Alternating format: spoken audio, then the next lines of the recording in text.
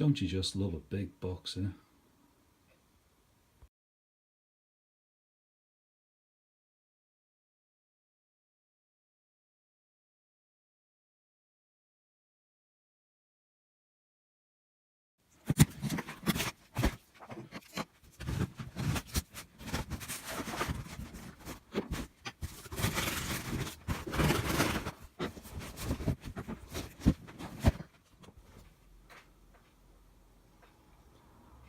Just taking delivery of this wonderful new truck, the Vaterra Bronco. Now, a few of you watching this may already know that I've got an FTX Outback. I've had that for a little while now, which is my first trail stroke crawler RC, and I've absolutely loved it. I've made some little changes to it along the way, recently followed by a more substantial change, which is shown in another video. But since I wanted another trail RC, I've been on the lookout for one of these.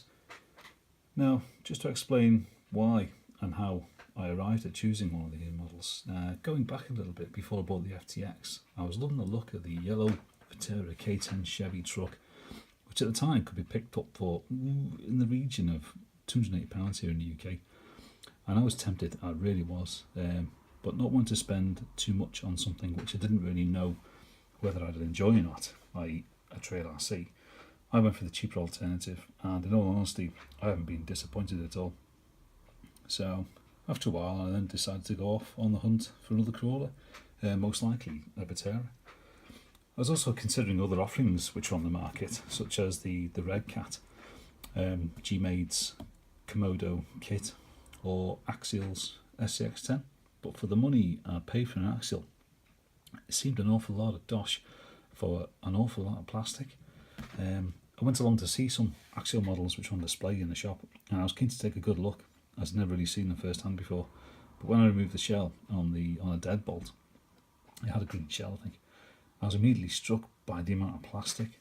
There's plastic here, there's plastic there, there's plastic where normally there'd be alley or steel components which come standard on other makes. So by the time of this video, the deadbolt retails for around £280 sort of region here in the UK. There was an SCX10 which was sat next to it, but now I'm not sure if it was a kit that's been totally completed or an RTR version, but again it was just full of plastic, and I found that a real shame because I've always liked Axial and I still do. I mean, I certainly wouldn't say no to a Yeti XL kit, but where the SCX10 and that are concerned, I'm afraid that's kind of put me off ever buying one now. Here in the UK, for the initial amount of money you'd pay for one, and then you'd end up having to spend more to upgrade all the parts, it ain't cheap. But to be fair, saying that, I've since learned the new SCX10 Mark II has some much improved parts which people would prefer, much like the Vaterra has.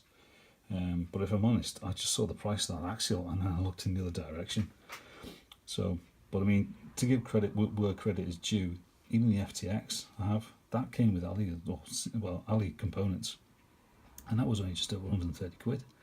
But this model, the Ascender Bronco, also comes with alien steel parts as stock, and a reputable radio system too in the form of a Spectrum. Plus, personally, I think it's a better looking shell than what Axial are offering on their trail bodies at the moment. But there you are, that's just my own personal preference talking there. Some of you may have different views, which is fair enough. But at the end of the day, I guess we buy whatever we think suits us. It's a personal preference, of course. Whatever you think is best, whatever you like the look of really, and what you can afford, and you don't think that you're paying over the odds for it. So, but that's something which has raised my eyebrows a short while back, which has been the price of these things seems to have absolutely shot up. I don't know what I'm missing, somewhere along the lines, but now they're retailing approaching around the £400 region here in the UK, and that is way too much for my liking for a radio controlled car, and a 10 scale at that. Perhaps, well, I would certainly spend £400 plus on a large scale, but for a 10 scale, I'm afraid not. That's just me though. But I found this one abroad anyway. I was determined to have a shop around, and I come across this one in Germany for an unbelievable lot less money than what it is in the UK. So that's it. I picked that one up, and it was here within 3 days as well. So there's German efficiency for you. Anyway, here's me rabbiting on. Sorry. This is just a quick brief overview of the truck. So to begin, let's open the box and see what we get.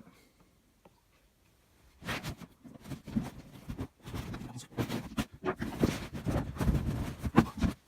lift you up here. It's lovely and wide. Look at that. So this is Lexan body, just lightweight, so it'll help keep that top end weight minimal, and also help with my dodgy driving, so she'll be able to take some abuse. So, right, what else do we have in here? This will most likely be the radio.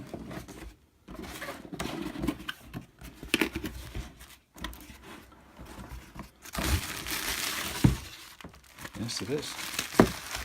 There's nothing in there. Down.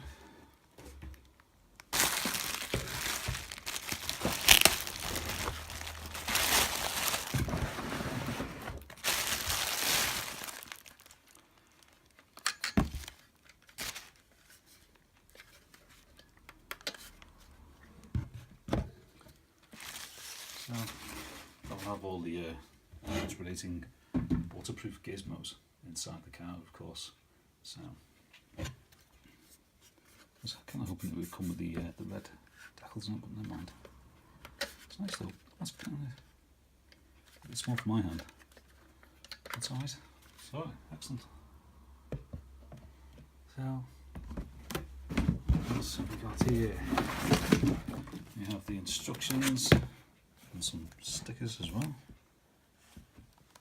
You can see those.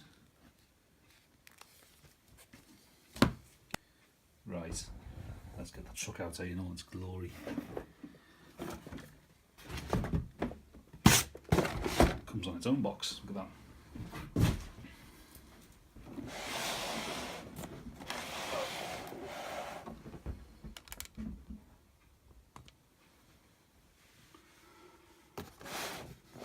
That's nice. Me like it very much. It's quite a striking look, that. Don't you just love retro shells? They're so cool. It's got a little protective film across the top. Let's try and get this box off. It's come with a reusable zip tie. It's handy to keep hold of. Oh, something else in here. Oh, so got some batteries, a couple of little handy tools as well, line plug, servo arm, etc. Handy, that's good.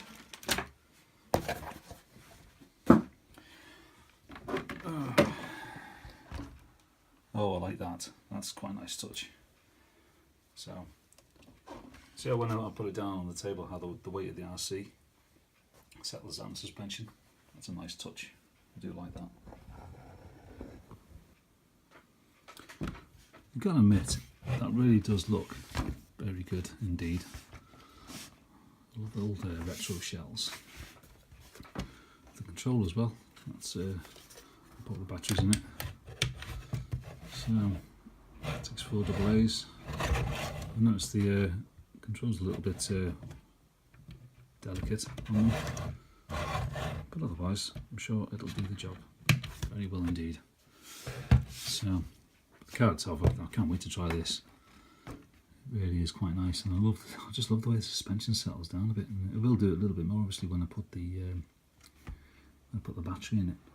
So, it's got one of those connectors on it, so I have to change that to a Dean's to suit my battery. Yeah, overall, I really am impressed with this. So, absolute bargain. Nice to get the last one in stock. Now, this is of course the shortest wheelbase that the Ascender comes in, to give this scale licensed body, of course. So I'll be fitting an LED kit on this, so front and rear. I think I'll just have to have them popping through at the back really, for the time being anyway. So it's a nice weight to it. That's not too bad actually. So I'll keep under the shell. Okay, so under the shell now we have the adjustable chassis so which comes in 4 different lengths, I believe. As common as the other K5 and K10 models, but it looks like it's got a nice strong bumper anyway. So there's a few little shackles on the front. So laterally mounted waterproof Spectrum metal geared 9 kg steering servo, I believe. With alloy or steel. Are they steel for the arms? I think they're either alloy or steel, either. Stronger than plastic ones anyway. So, but whoa, I mean, look at that steering lock. Absolutely superb. 45 degrees out the box without having to modify anything. Superb. Very good.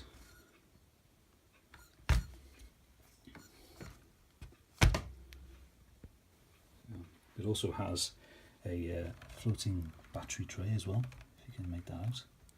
Help keep the weight as minimal, as low down as possible. I'll be running a stubby 2S LiPo pack in this. So what's underneath? What do we have under here? Okay, so what we have now, we've got three link arms up front, and we've got 4 to the rear. So you can check out these meaty prop shafts. They're metal UJs as well. Steel UJs on it. That's good. They'll be able to handle some abuse anyway. Nice. Now the tyres. These are Interco licensed Interco Super Swamper tyres. They're nice and soft apart from the foams inside, and yes, they're glued onto the rims. Bugger.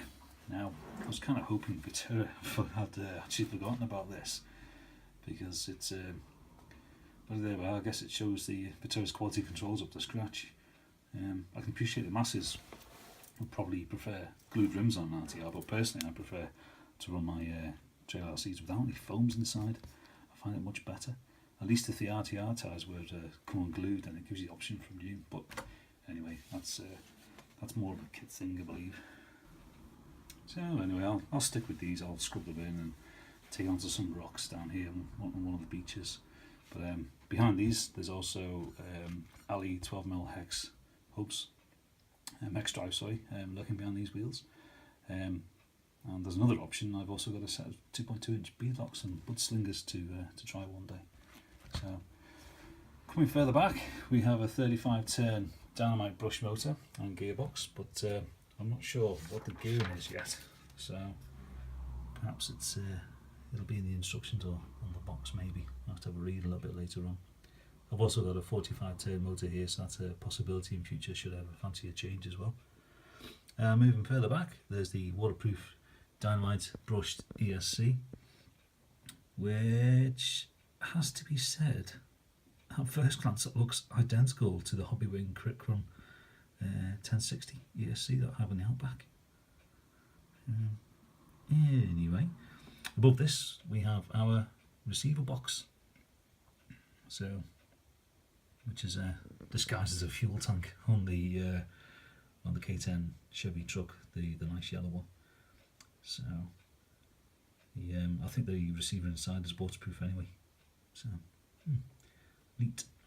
So there we are, guys. I don't want to go too in depth with this, as it's been so popular over the last few years, and it's been really well covered by the YouTubers online. So it's but with this is an RC which I've wanted since I first clapped eyes on it, really, a number of years ago.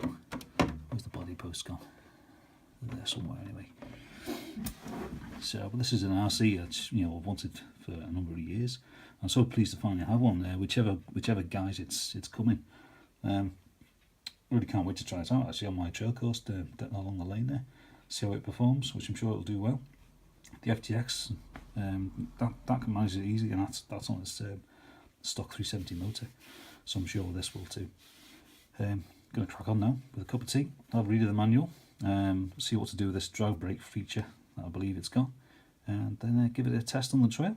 So okay guys, thanks for watching, and I'll bring you another video of the Bronco very soon, tackling some gates on my trail course. Ciao for now.